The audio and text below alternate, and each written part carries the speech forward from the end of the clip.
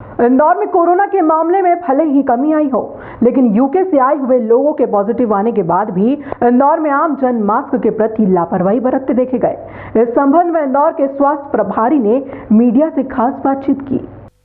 Scotland से इंदौर आया एक युवक कोरोना पॉजिटिव निकला था। अब उन्हीं में से एक और युवक जांच के बाद पॉजिटिव सामने आया है। दोनों ही मरीजों को डॉक्टर्स की निगरानी में रखा गया है।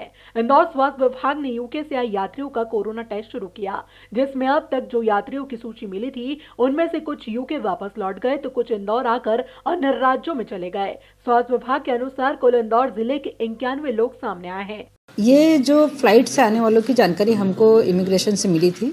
फर्स्ट डे हमको 34 की मिली थी और सेकंड डे 129 की मिली थी, लेकिन जब लिस्ट देखी गई तो सेकंड डे में फर्स्ट डे के रिपीट नाम थे, तो इनमें हम 34 को नाम हटा दे तो हमारे ये 34 भी कम हो गए।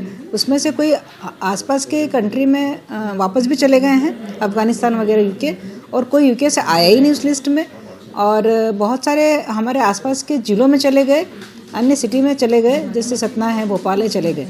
तो हमारे ज़िलों पर जो आखिरी में निकल कर आए वो 91 थे, जो हमने सभी की सभी ट्रेस कर ली, सभी का हमने सैंपल कर लिया। फिलहाल उन लोगों को कहाँ रखा? सब होम क्वारंटाइन है।